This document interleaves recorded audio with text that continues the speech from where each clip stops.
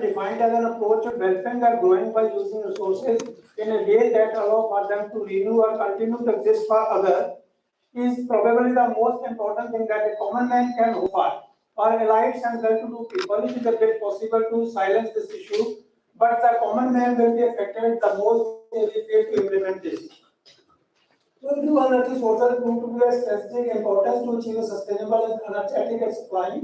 So, as environmental pollution is concerned, energy efficiency and utilization of renewable energy seems to be a better route to follow. So, it has been estimated that every billion kilowatt hour of renewable energy electricity would reduce carbon emission by over 2 lakh tons, sulfur emission by 10,000 tons, and particulate by 2,000 tons. So, variety of scenarios can be cited where sustainable development brings good to the common man using recycled material or renewable resources as an example of sustainable development.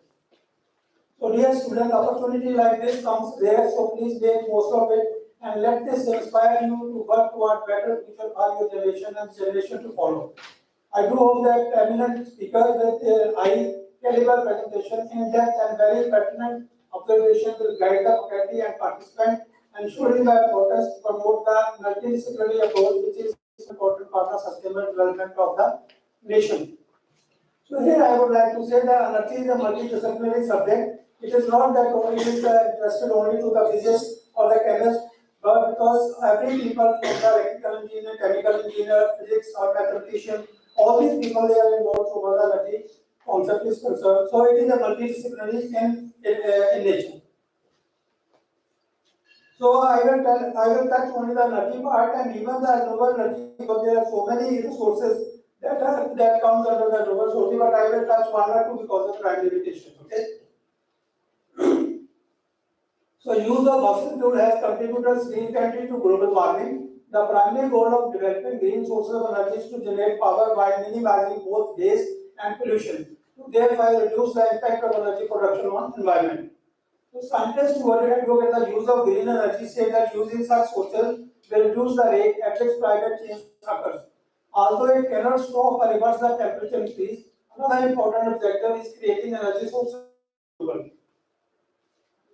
So energy and poverty, you can say that a huge correlation between energy and poverty exists. For example, in Sweden, about 15,000 kilowatt hour of electricity is used per person per year, compared to Tanzania, where only 100 kilowatt hour per person per year of energy is used. So 1.6 billion people, a quarter of the current world population, are without electricity.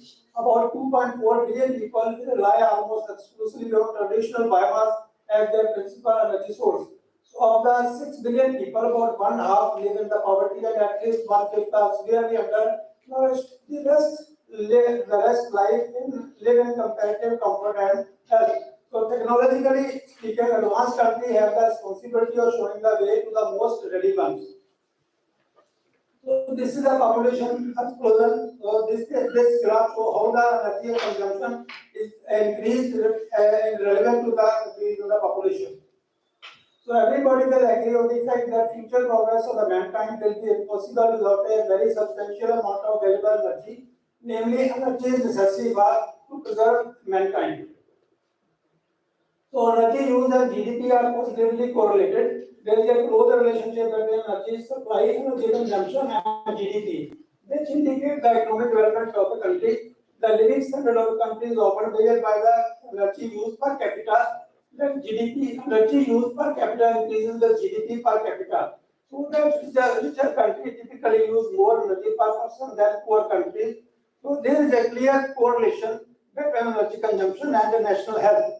This will lead to an explosion in demand and the developing economy, a phenomenon that is already being seen in China and India, for example. So what is green energy?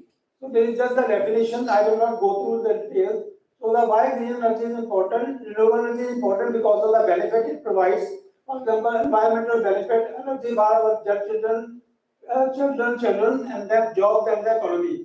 Most renewable energy investment are spent on material and workmanship to build and maintain the facilities rather than on costly energy imports.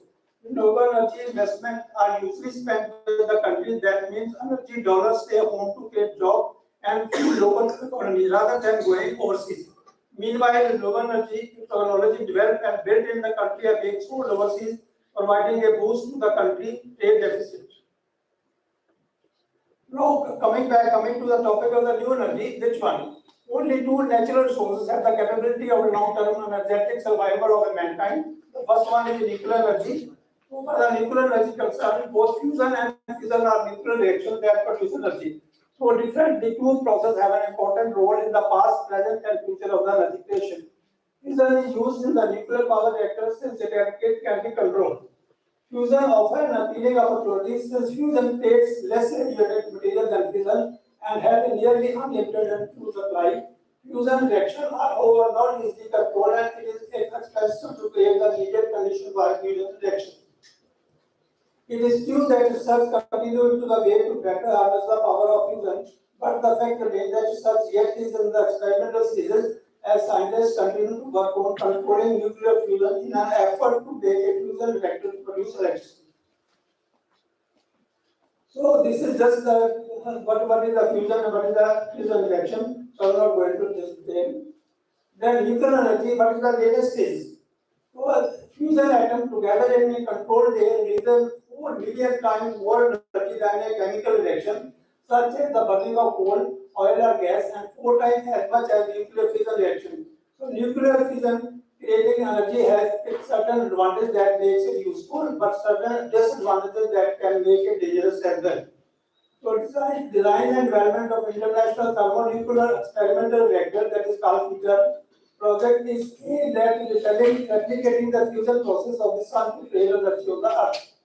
So the International Thermonuclear Experimental Reactor project is a cooperation between Europe and the United States, China, India, Japan, Russia, and South Korea to build a prototype fusion reactor to generate electricity in a process similar to the nuclear fusion that powers the sun. So ITER is designed to produce a 10-fold turn-on energy or 500 megawatt of fusion power from 50 megawatt of input heat power. Project is more than halfway toward the first test of its superheated plasma by 2025 and the first full power fusion by 2035. It is worth. So the question arises: is it worth spending billion on fusion, or would the money be better spent in improving renewable like solar, wind, and geothermal? So generally, answer it is given: investing in solar, wind, and geothermal is important. Just like in fusion R&D, with significant investment comes advancement in technology, and with advancements in technology comes a decrease in the price, as it has happened over the last few years in the case of photovoltaic. So all calculations point to an increase in the importance of renewable in the decades to come. So the ideal future energy mix would hold a mixture of generation method instead of a large reliance on one source. Fusion offers advantages that makes it worth pursuing, widely abundant, inexpensive, and virtually unlimited fuel, and the ability to operate in the base load capacity, which is not easy by generation method based on the intermittent sources such as wind or sun. The average cost per kilowatt of electricity is expected to be similar to that of current fusion reactor. So this is a rapid outlook of the principal trend for the next 60 to 70 years, assuming a business as usual behavior associated with the renewable development and demographic process for southern and eastern countries present really alarming evolution. So it is obvious from the figure that forcing increase in the energy demand, depletion of the proven oil reserve, dissemination of the nuclear plant with security that is weapon and accident, and nuclear waste accumulation threat. Increase in the concentration of carbon dioxide in the atmosphere extra are the main issue of the next century. So far as I said in my introduction, so far the environmental pollution is concerned, it is to be seen that if the result of environmental improvement achieved so far are of any kind, energy efficiency and other forms of pollution abatement, such as utilization of renewable energy, seems to be better route to follow. So in view of the above, it is of the utmost importance that the due attention be paid to the appropriate steps such as drastic reduction in the energy consumption through energy efficient measure, use of renewable energy sources, energy mix of different energy formats. So here I would like to stress on the phrase energy conservation, because it is generally said that one unit of energy saved equivalent to 2 units of energy to be produced. Then carbon dioxide level in the atmosphere reached 406.5 parts per million in 2017, up 2.3 ppm the previous year. Last year was the second hottest on the record, behind only 2016 record of 0.99 degrees Celsius above the 1950-80 average. So this is the traditional classification of renewable. So each type of energy that comes from the sun. Solar energy that comes from the sun can be utilized in two ways. That is direct use of energy coming from the sun, and another one is indirect way by which the energy coming from the sun can be used. So for the direct conversion is concerned, there are two ways. One is solar thermal and the other one is solar PV. Solar PV, PV means photovoltaic. So solar thermal means that the energy from the sun through solar thermal can be used at three temperature. That is low temperature, where the application requires temperature less than 100 degrees Celsius. Then it is the medium temperature, the application where the energy is used, the temperature is from 100 degree to 300 degrees Celsius. And then high temperature, that is greater than 300 degrees Celsius, that is splitting of water, for example, to produce hydrogen. There is a solar power, it is the use of solar energy directly into the electricity using different photovoltaics and so on. So in the morning, Professor Padmavati, she mentioned that semiconductor has not much relation to the energy, but it is not true, because ultimately the semiconductor they are being used to produce the photovoltaic. So there is a strong link between the new material by way of this semiconductor and having this new photovoltaic cell. Then another way is the indirect use of energy coming from the sun, that is through wind, hydro, biomass and others. If we take about biomass, that can be converted into thermochemical conversion or the biochemical conversion. So now I will touch the solar thermal part. So solar thermal is technology for harnessing solar energy for thermal energy. Solar thermal collectors are defined as low, medium or high temperature collectors. So low temperature collectors are generally used for domestic water heating and swimming pools. Whereas the medium temperature collectors are also usually flat plate and vacuum tube collectors used for taking hot water for residential and industrial use. When I use the word industrial, that means the temperature of the water should be in the range of 250 to 280 degrees Celsius, and this particular application in the industry like textile industry and so on. Then that is the high temperature collector. Concentrated sunlight using mirrors or lenses are generally used for electric power production. So it is important to involve the policymaker representative of the solar thermal sector and the other industrial sector, and highlight them the contribution the solar heating and cooling sector can bring to the decarbonized and decentralized energy sector. So the sun heat also drives the wind, whose energy is captured in wind turbine. Then when water flow downfall into the river or storm, the energy can be captured using hydroelectric power. So biomass can be used to produce electricity, transportation fuel or chemical. The use of biomass for any of these purposes is called bioenergy. So hydrogen also can be found in many organic compounds as well as water. It is the most abundant element of the earth. Not all renewable energy sources comes from the sun. For example, the geothermal. Geothermal is the energy that the earth's internal heat for a variety of uses, including electric power production and the heating and cooling of buildings. And the energy of the ocean tides come from the gravitational pull of the moon and the sun upon the earth. In fact, ocean energy comes from a number of sources. In addition to tidal energy, there is the energy of the ocean waves, which are driven by both the tides and the winds.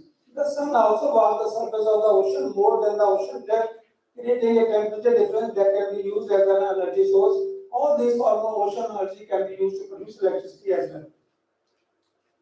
These are the solar thermal. It is a solar thermal system. So the solar thermal system, they are of two types: the factory-made system and the custom-built system. So the factory-made solar heating system are batch product with one tail name, sold as complete and ready to install kits with fixed configuration. So system of this category are considered as a single product and assessed as a whole. So these are assembled by the manufacturer, natural circulation. They are affected by the natural circulation and they are used by the single family. So total area typically is less than 4 meters square. Then another type is the custom built system. So the large custom built system are uniquely designed for specific situation. In general, HVAC engineer, manufacturer, or other expert design them. So the small custom built system offered by a company are described in the so-called assortment file, in which all component and possible system configuration marked by the company are specified. Each possible combination of system configuration and component from the assortment is considered as one custom built system. So these are assembled with properly chosen component. So they work on the force circulation and they are collective user. Total area usually greater than 10 meters square. So the solar energy for domestic heating. This is another use of the solar energy. So district and block heating application offer good condition for the use of solar thermal for existing building, and there are a number of demonstration plants with ground mounted as well as roof mounted collector array. A major advantage is that a solar plant can be of considerable size that leads to low specific cost. The largest solar district heating plant comprises 18,000 meters square of collector area, that is about 10 megawatt of thermal capacity.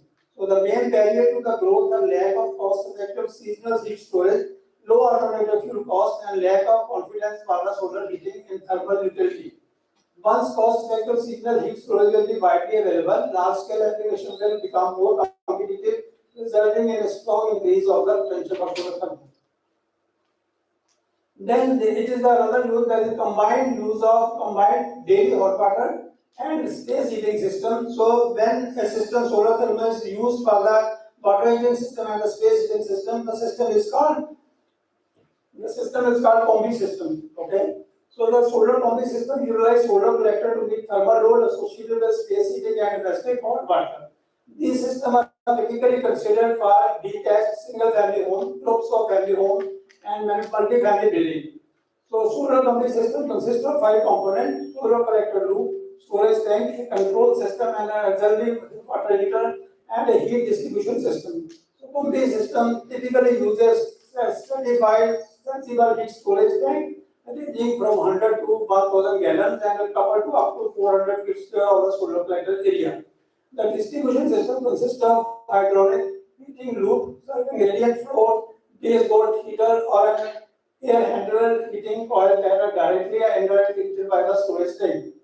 In Central and Northern Europe, it has become common to install solar thermal systems that provide heat both for domestic hot water and for space heating by installation of so-called combi system. So the collector size of this combi system is typically in the range of 7 to 20 meters square of the area, and the tank volume is in the range of 300 to 2000 liters. So combi systems are often more complex than solar systems that supply daily hot water only. As a consequence, system design must be adapted to the specific requirement of the building. So the different practices are used in different countries. In Southern Europe, combi systems are still rarely used, but there is a big potential for system generating space heating in winter and air conditioning in summer and daily hot water throughout the years. Then these are search and development topics of interest in solar thermal, because even as of today, sometimes I get thesis from India, especially. I don't want to name any institution, but I see that they are still working on solar water heating system for the water heating. That means solar application of solar energy at a temperature less than 100 degrees Celsius. I may ask you this question: that really we do the use of solar energy at a temperature of 60 or 70 degrees Celsius? No, because even in the summer season, you just take a bucket of water and place it on the rooftop.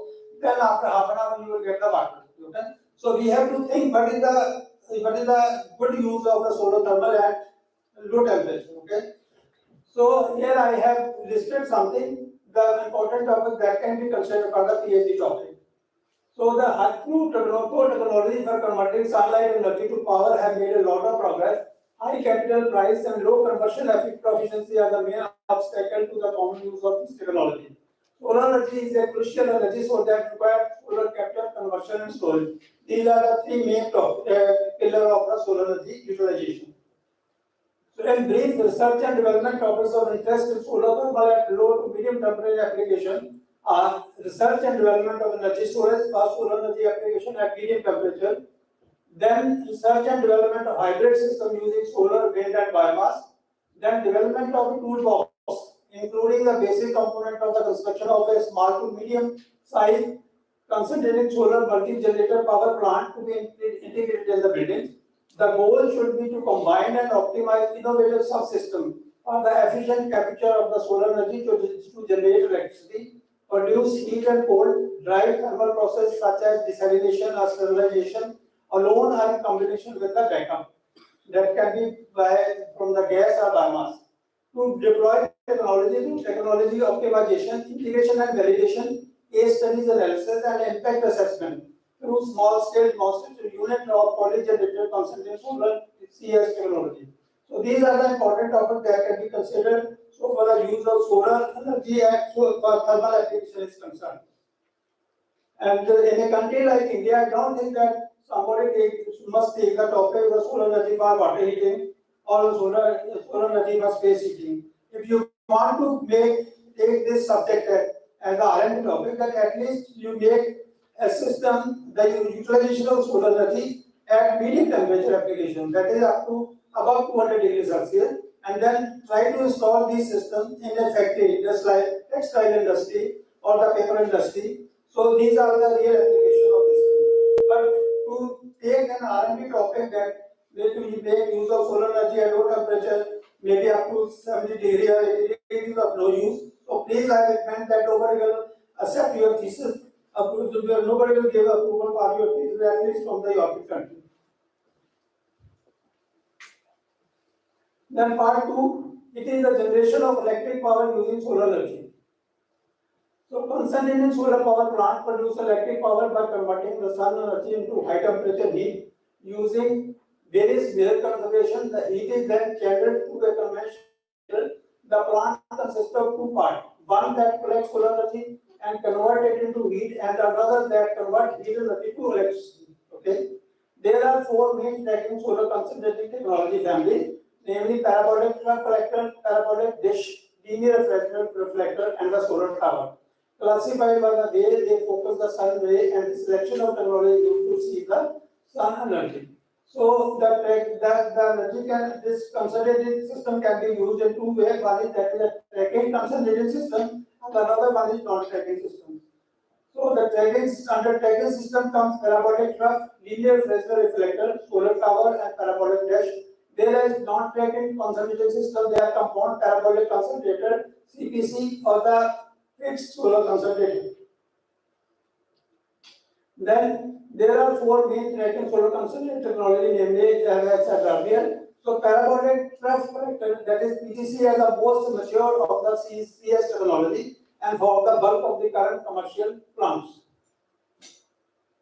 The inherent advantage of the CSP technology is that their unique integrability into conventional thermal plants. All of them can be integrated as a solar burner in parallel to a fossil burner into conventional thermal cycle. With thermal storage, solar thermal plant can provide full capacity without the need of separate backup power plant and without stochastic perturbation of the grid. So here I would like to say ANIA concentrated solar energy program. So the main objective of this program was by using parabolic trough collector, ANIA has developed an innovative technology chain based on a modern salt picture functioning as heat transfer fluid and thermal storage. Compared with diathermic oil, this technology allows the operating temperature to be increased, thus resulting in significant benefit as to the plant operation, safety and environmental friendly impact. Other considerable advantages derived from the possible integration of the solar plant with the conventional thermoelectric plant and an efficient thermal energy storage, thus increasing the dispatchability of the electric power produced against the unpredictability of the solar power. Sir, 2 minutes more. 2 minutes more. But what is it? 2 minutes. These are invited lectures, so at least half an hour you must give. Okay.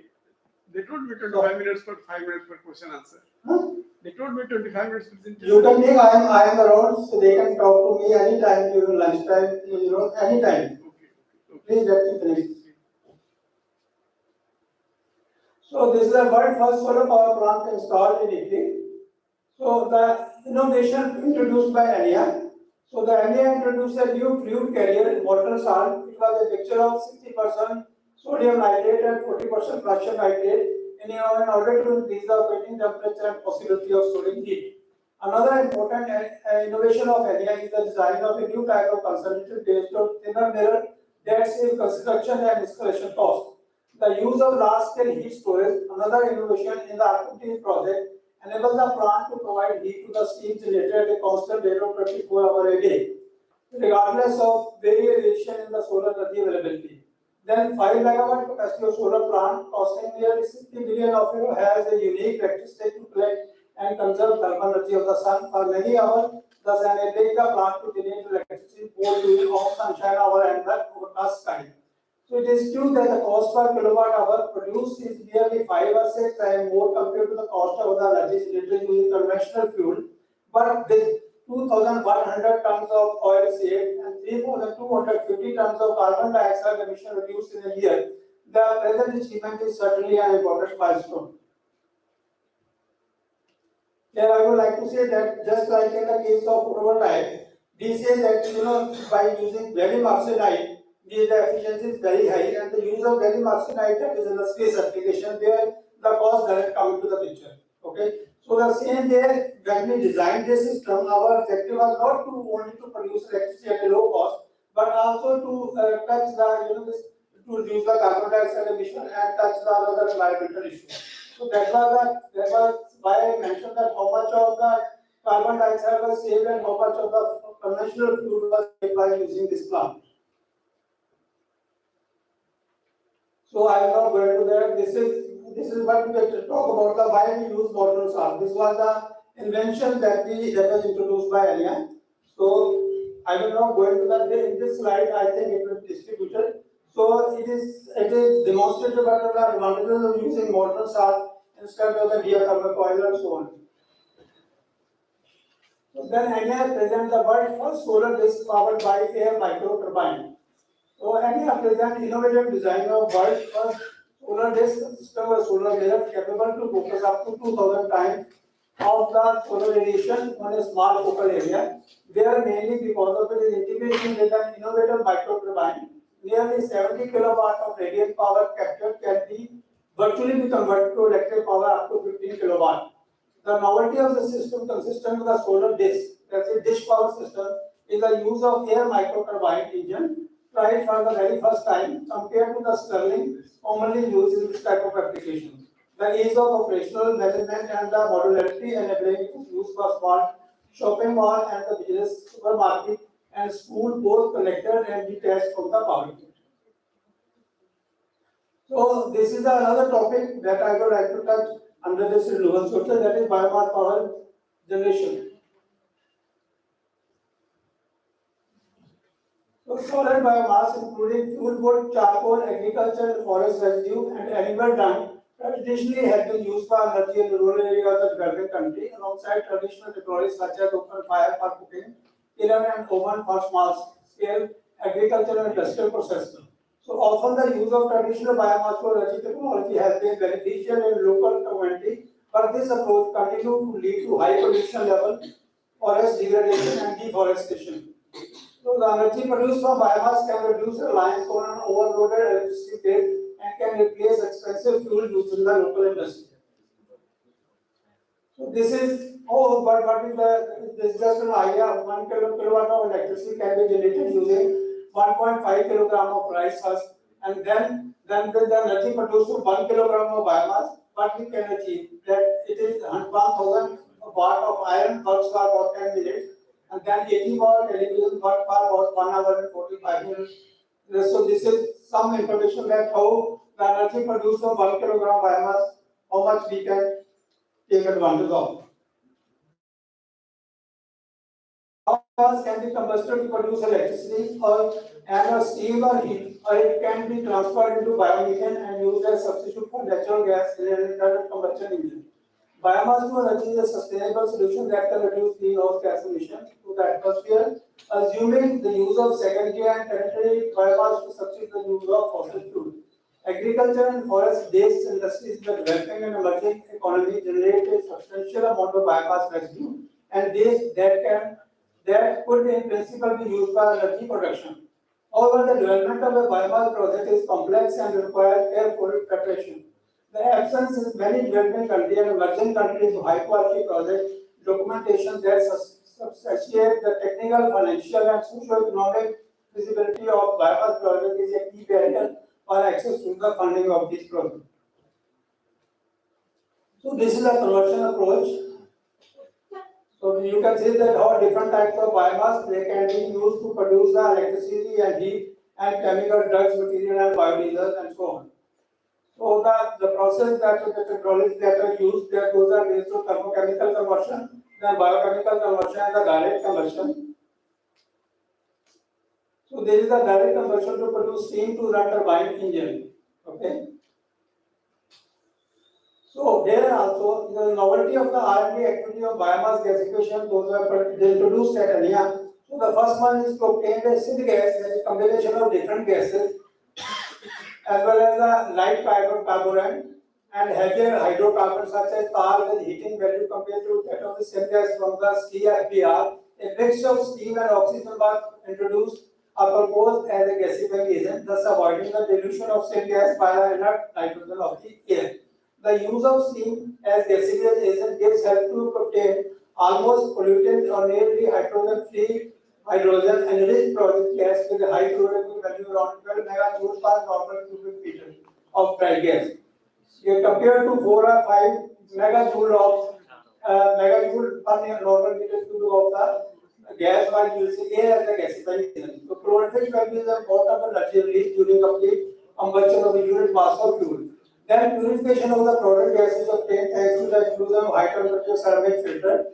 So the cleaning section by using a natural catalyst at bed material and gasification temperature of 800 degrees Celsius, the tar content was reduced below 5 grams per normal meter cubic. So moreover, an adequate purification of the product gas is obtained thanks to the inclusion of high temperature ceramic filter in the cleaning section. By adding in the reactor specific catalyst, the hydrogen content of the product gas can go over 54% and its quality can be further improved. So these are the different plants that have been construction at our center. Here I would like to say that our center is perhaps the only center at the European level where you can find the gasification plant. So based on the different types of gasifier and the capacity ranging from 10 kilowatt to megawatt capacity. So then we come to the production of the ethanol. So the ethanol production is not a new one because earlier for the use of ethanol production, the material that was used that was either the rice or the maize or the such or the wheat. Okay, but because these are the materials that we used to for the eating, for the wheat, so there was a huge cry from the developing country. They said for us this ethanol production is not important for us. Importantly, the food.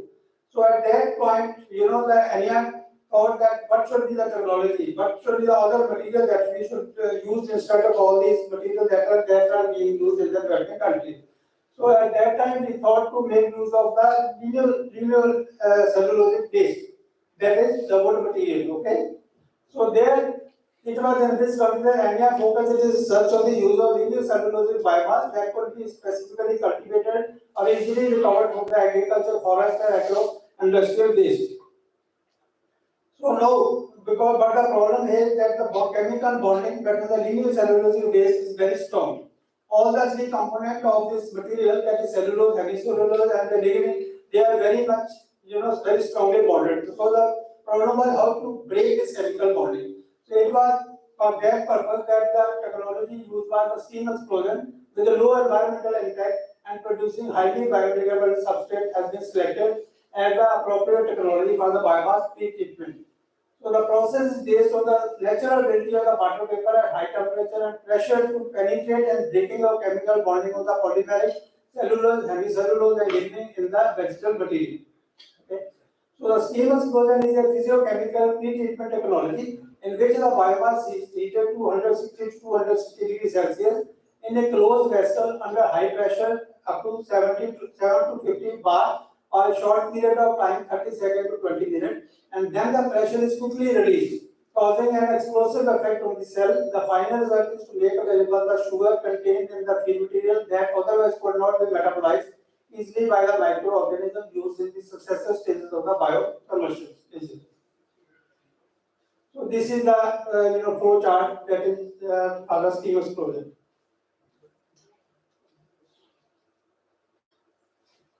So this is just an example.